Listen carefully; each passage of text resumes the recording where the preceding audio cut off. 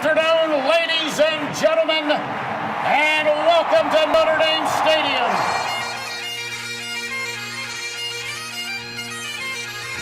Zibikowski trying to get to the outside. He has blockers in front.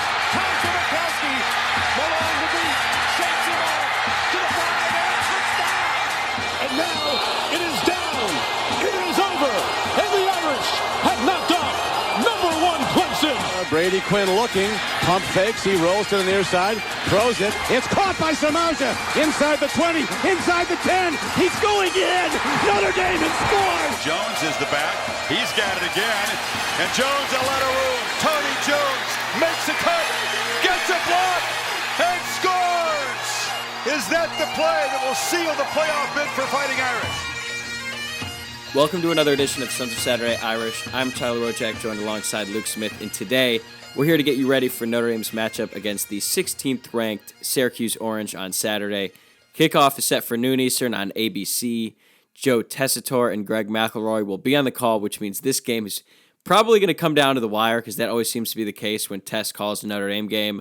We're recording this on Wednesday night, and as of now, the Irish are 2.5-point underdogs with the over-under set at 48. Luke, before we dive in here, you still feeling good about this matchup? Very good.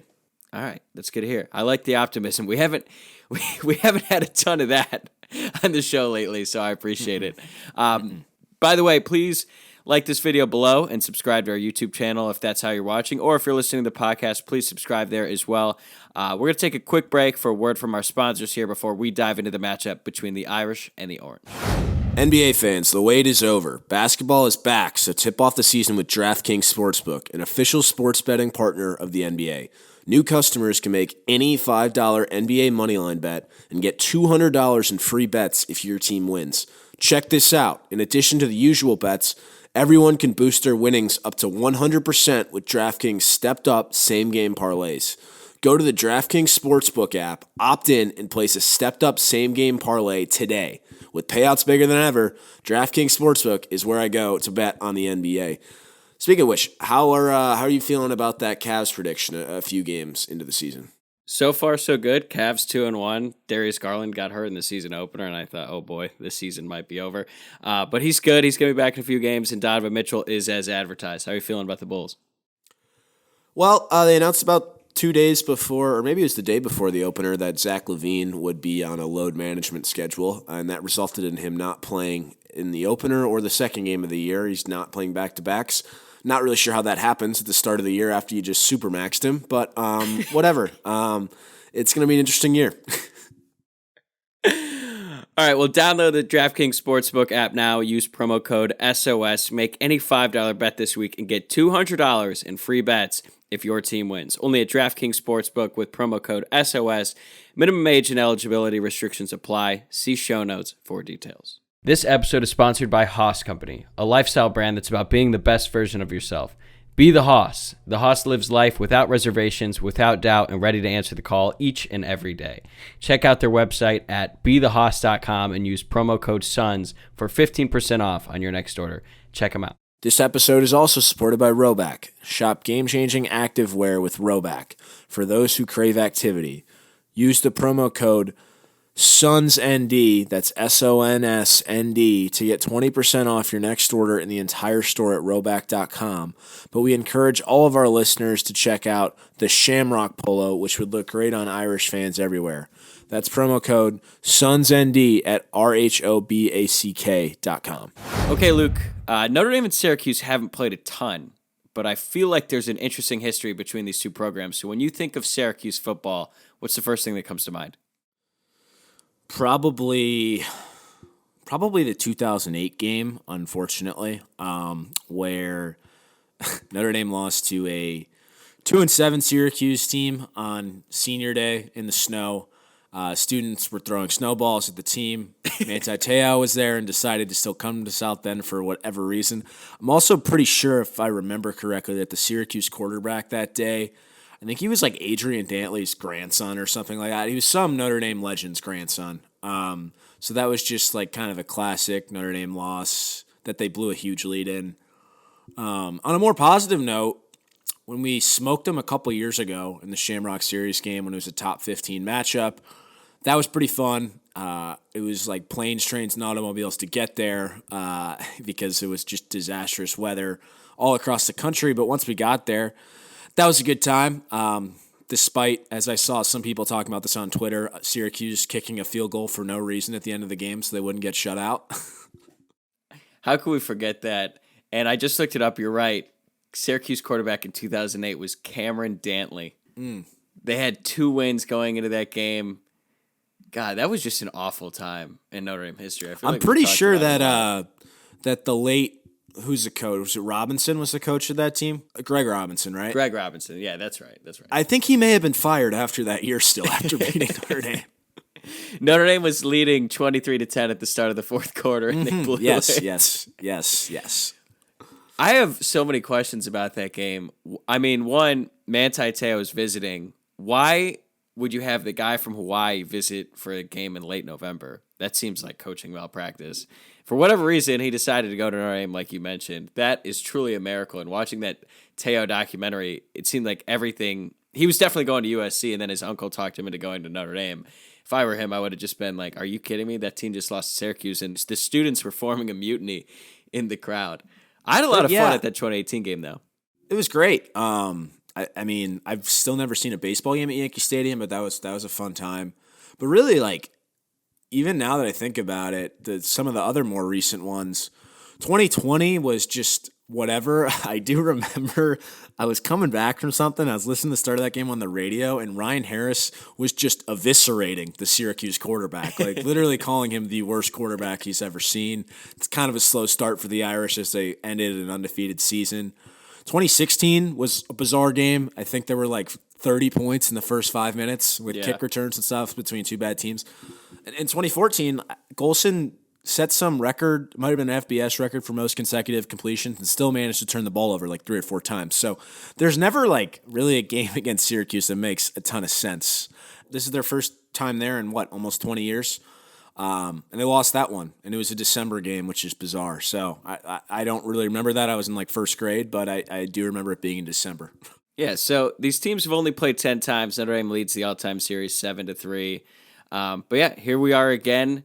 Like I said at the top, Syracuse is favored. There was some confusion about the line earlier this week. I feel like based on what the two teams have shown us this year, 2.5 probably seems right. But how are you feeling about this matchup now that we're a couple days away? I feel optimistic. I don't really have a ton of rationale behind that, but I just have a good feeling about how this game is going to go for Notre Dame. I think they're far more talented than the Orange, and I also think they have played considerably better when not playing in the confines of Notre Dame Stadium this year for whatever reason. So that gives me some optimism going into this. Other than that, I can't really explain why I feel the way I do, but I do feel pretty good about it. It should be a really good game, honestly. I can't believe that Syracuse, we're in a position right now where Syracuse is favored and they're ranked, and this is just where Notre Dame is at right now. But you're right. This year has been super strange for Notre Dame. I guess the one consistent thing is that they actually have shown up for games against, I don't want to say superior competition because that wouldn't be true, but just the bigger games on the schedule they've shown up for. I mean, the Ohio State game still to this day makes no sense how Notre Dame was able to hang in there with Ohio State based on what they've shown this year, but they came to play. That was on the road. North Carolina and Notre Dame came to play and handled North Carolina for the better part of that game.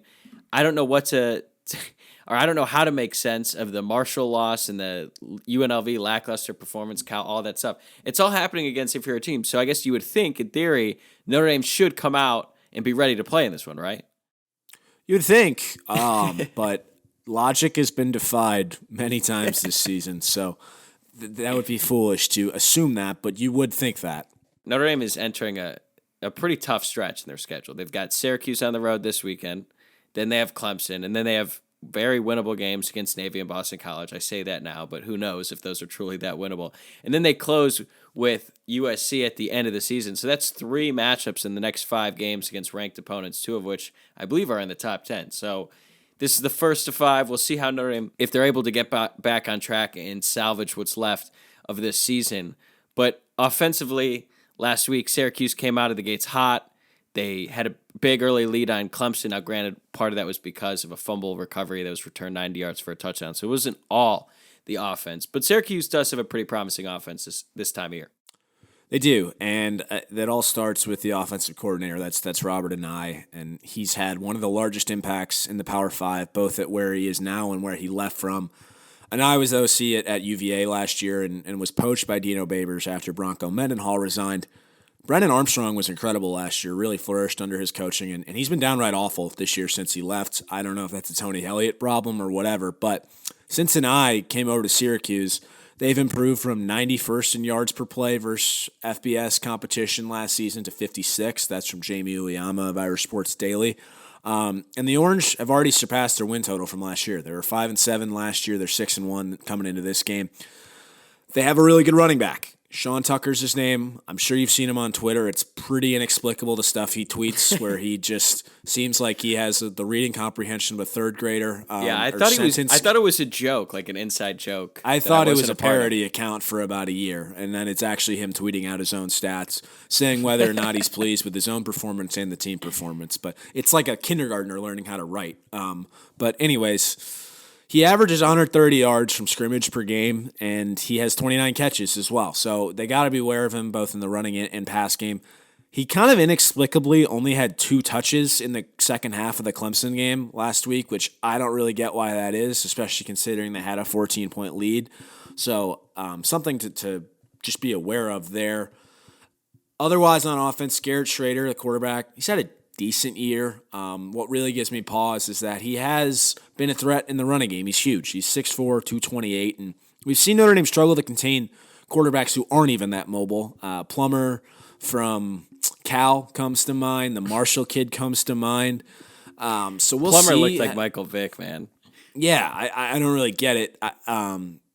We'll see what that goes for. And then in the passing game, you got to look out for Aronde Gadsden the second. He's somebody Notre Dame is going to have to work to contain. And those 3 guys that I just mentioned, they basically had triple the amount of touches in the Clemson game as the rest of the roster. So the offense really flows through those 3 people. Okay, I have a couple follow-ups to that. First one being Anae and future Notre Dame quarterback Brennan Armstrong. Do you think that Reese is going to ask him after the game about Armstrong? I mean, I don't know. I'm kidding. The reason I'm bringing this up is because if you haven't been following, Brennan Armstrong has been a popular candidate for Notre Dame to pick up in the transfer portal next season. I'm not really sure where that originated, but his name has been coming up a lot lately. And you're right. Last season, he was really good. He didn't play against Notre Dame. This year, he's been awful. So I don't know why he's like the most popular candidate. But secondly, I watched that Syracuse-Clemson game, and I think the reason that Tucker didn't get as many carries is because Clemson was basically daring Schrader to keep the ball. Like, they're running a lot of read option plays, and every time they were just like going after Tucker and letting Schrader run.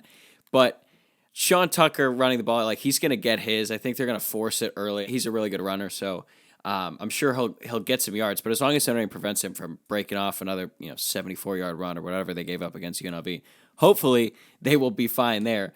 But it's kind of like, I look at it as a tune-up, basically, with Schrader before Notre Dame has to face DJ Uiagalelei, because you're right, Notre Dame's defense this year, they've sucked against quarterbacks who can move, and I really don't understand it. Yeah, it's also weird, though, because so Schrader has 81 rushing attempts this year, and he's averaging almost 6 yards per carry, so like he's no slouch there. But though they've let up some inexplicable long scrambles from quarterbacks this year, I think Drake May is probably the most mobile quarterback Notre Dame's seen so far this year, and they largely kept him in check on the ground. So I don't know if this is just a larger theme with the rest of the team just not playing up to competition or whatever, but that's just something to keep in mind. But it does give me pause, and that's why it's going to be critical, both for what you just mentioned as well as the potential of Sean Tucker on the ground. They got to force Syracuse into 3rd and longs, just limiting the potential of Tucker getting the ball on the ground and forcing Schrader to beat Notre Dame with his arm. Yeah, I think that's definitely going to be the game plan for Notre Dame, and we'll see how it goes, because Notre Dame, like on 3rd and long, I don't always understand what they're doing. I know our buddy Greg Flamung has been on this a lot, how Notre Dame basically has no one on the second level, so teams actually can run the ball in a 3rd and long situation, and Notre Dame has certainly been susceptible to some back-breaking inexplicable, just completely dumbfounding 3rd and long conversions. The first one that comes to mind is that one to BYU was like, what, 3rd and 18 or whatever? Yeah. And they ran like a draw. They were basically Wasn't there a Marshall one that was like 3rd and 18 too? Yeah, I don't know if it was 3rd. Yeah, they ran like a screen and Ramon Henderson missed a tackle or something.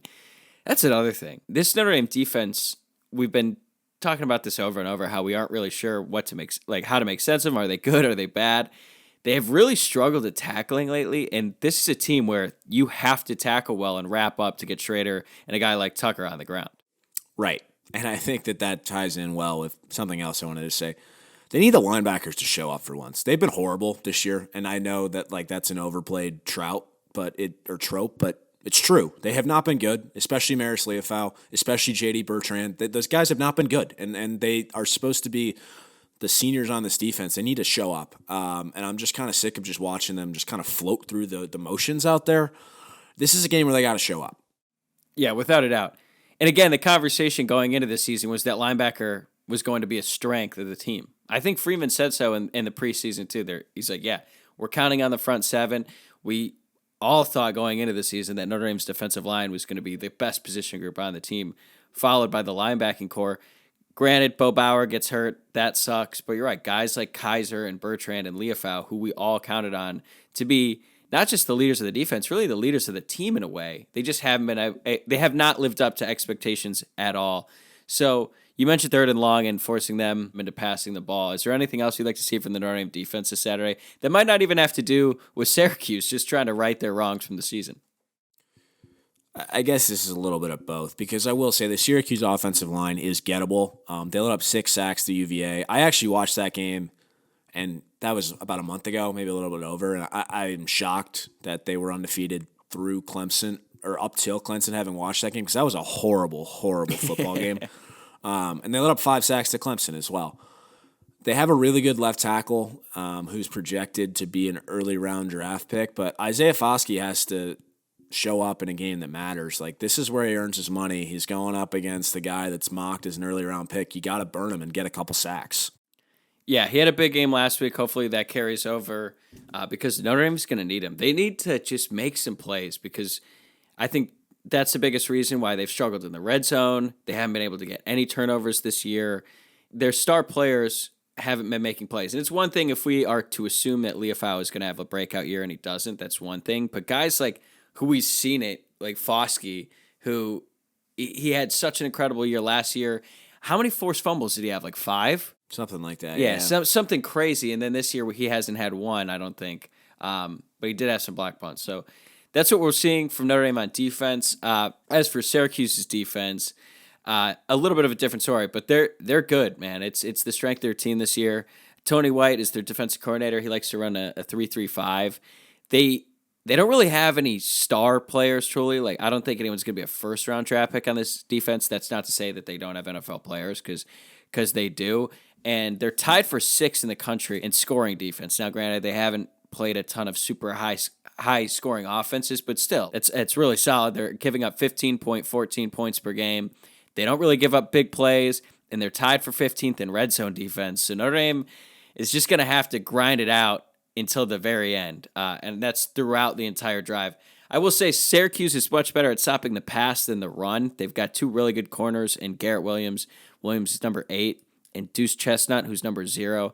Garrett Williams is one of their best players, and he actually missed the Clemson game because of a thigh bruise. So I'm expecting him to play in this one on Saturday. They're also 19th in the country in defensive passing efficiency and 22nd in opponent pass yards per game. Now, the one thing is their rush defense isn't nearly as good as their pass defense. I think they're 39th in rush defense. But then again, it hasn't been like Notre Dame's offense is they haven't been world beaters, to say the least. So what are your expectations for Notre Dame's offense going into this Saturday? They haven't been town beaters, if that's a word. They haven't been neighborhood beaters. They've been beat. That's what they've been. Exactly. They're going to have to run the ball. Like you just mentioned, rush defense isn't quite as good as the pass defense. And I do think that is something that Notre Dame has established over the last several weeks and should continue this week. I think that'll be there for them. Other than that, when the throws are there, Drew Pine has to make them, and the receivers have to catch them. Like, as simplistic as that sounds, that's not something we've been able to really count on. So that's just kind of where I'm at. I know. I feel bad. I came down kind of hard on Drew Pine this week. You think I was Could have too been harsh? worse. No, I mean, I didn't really say anything just to not say anything, basically. But I don't know if you've seen some of the other stuff that's out there. It's not good. So, And again, like, we like Drew as a person. I just said he was a terrible college quarterback. That might have been too mean. He's playing terribly. Is that better? yeah, he's gonna mitigate a ton of risk once he starts consulting next year. He's learning all about mitigating risk right now because he's not doing a very good job of it. But anyways, I think I mentioned this in the recap. Like, one day, scholars will look back on that BYU performance, and even North Carolina really, as a true out-of-body experience by a human and what he did in those games, because it is literally night and day compared to what we saw then. I don't know if it's his mental state or what. We know he fixates on Michael Mayer, especially in the last game. And Syracuse is too good. No one's able to truly stop Michael Mayer. He's the best tight end in college football. But, hell, Stanford was able to contain him late in the game.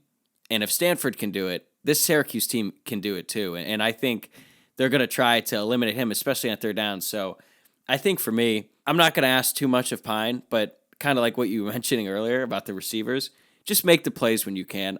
I feel so bad for Lindsey. I hope so bad that Pine finally connects with him on one of these deep balls because he's due for one. He's had so many opportunities, all of them missed.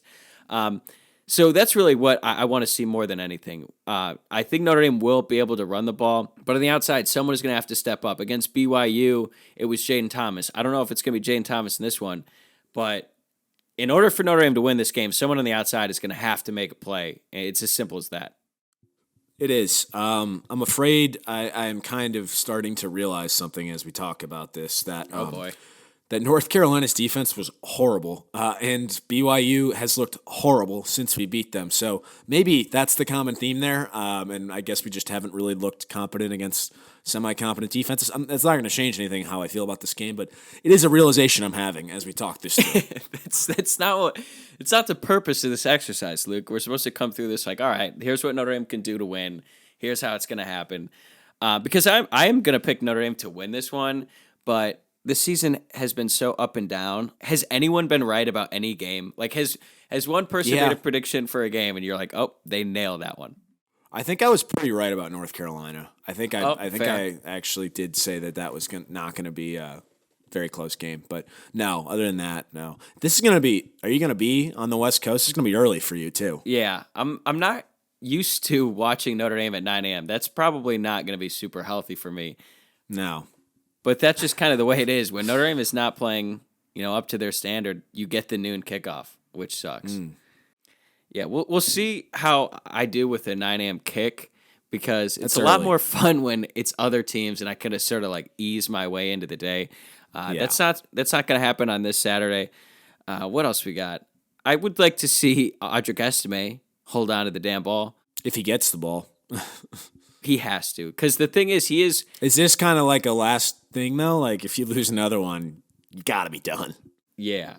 I mean, even Notre Dame's running backs are saying, dude, you got to hold on to the ball. Logan Diggs said in the postgame that he was there to sort of like get Estime back on track after he had a crucial, potentially game-changing... No, it wasn't potentially game-changing. It was game-changing. Notre Dame probably wins that game if he doesn't fumble that. Logan Diggs was there to have his back. And then in the last game, what did he say? Like, hey, man, if you want to play, you got to hold on to the damn ball. Yeah, exactly.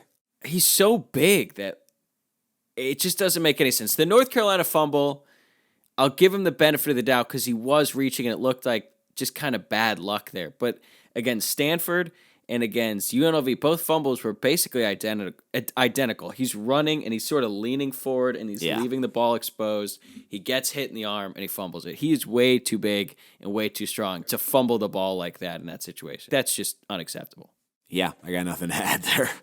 But I guess on the counter to that would be Logan Diggs has been really, really strong so far in his time. Here's one prediction I'm going to make before we get into the score predictions. I think Chris Tyree is finally going to break one. He's due. Yeah, he did break one against Syracuse in 2020, if I recall. Yeah, 98 yards too, and he hasn't had a real game-changing play like that in a while. Notre Dame was running him in between the tackles a little bit in the last couple of games. Don't really understand that, but Notre Dame also hasn't run a ton of 21 personnel with 2 running backs a lot lately. Now, maybe that's partially due to the fact that SMA hasn't been able to hold the ball, but I think they will have to do it this weekend because they're just going to have to get a little bit creative because Syracuse defense is pretty good. One way that they could attack them, this isn't really a way to attack, but it's just pointing out that Syracuse on third down has not been as effective. They're 53rd in the country. Granted, Notre Dame hasn't been super great converting on third downs. I think Pine was 1 of 9 throwing the ball on third downs last week. 1 of 9 or 1 of 10, yeah. 1 of something. That's terrible. That's so bad. Yeah. All right. I already gave a prediction, so you want to give us a score prediction? Yeah, I'm going to say 35-24 Notre Dame. I'm sticking with what I said earlier in the week. I think Notre Dame largely dominates this one. They have more talent than Syracuse, and I think that finally shows. Like we've talked about, the season has not been predictable at all, but to date, Notre Dame has played better away from home. And having watched the Virginia-Syracuse game and the Purdue-Syracuse game, I just have to believe Notre Dame comes out on top in upstate New York Saturday. That's pretty much what I'm going with. That Purdue game was pretty nuts. There's 3 lead changes in the last minute? Right, and we've seen Purdue. Purdue just got waxed by Wisconsin, so they're not that great either. All right, I'm going to go with 20-17 Notre Dame win. I think this is the makings of a really ugly game because it's 2 relatively good defenses, 2 offenses that are pretty much built on running the ball. It might honestly come down to just who makes the least amount of mistakes, and it might be a field position game, which Notre Dame might have the advantage there with John Sott. And I don't have confidence that Pine is going to turn it around in this game. I think that Notre Dame will be able to move the ball. I don't think that's going to be the issue. Are they going to be able to punch it in? I guess that remains to be seen. Someone's going to have to make some plays. I already said it over and over. One wide receiver is going to have to make some plays for Notre Dame to win this one. But if you're Notre Dame here, this is a good matchup in the sense that what you're best at on offense, running the ball, is what Syracuse's defense is not nearly as good at. So hopefully they ground and pound. Hopefully SMA can hold on to the ball. But I actually think Notre Dame's going to pull this one out in the Carrier Dome. Or wait, it's not the Carrier Dome. What's it called? JMA Wireless. It's the Carrier Dome. That's a stupid name. All these big corporate needs to just piss off. What would it take for you to think that Notre Dame could beat Clemson? Is there a score or is there a final result in this one where you're like, Notre Dame's going to beat Clemson now? No, I don't think anything that happens in this impacts that game just because, well, also they have not played well at home at all. So, that could be a little bit different. No, this game has no bearing on that. Okay. All right. Well, if Notre Dame other than that, it gives them a little bit more of wiggle room to take another loss if they win it. That's fair. All right, well, that'll do it for this episode. Remember to follow us on Twitter, Instagram, and Facebook at Sunset Irish, and subscribe on YouTube or wherever you're listening to this podcast. Thank you guys for tuning in. We will be back on Monday of next week with our recap of the action on Saturday. But until then, enjoy the game, and we will talk to you again soon.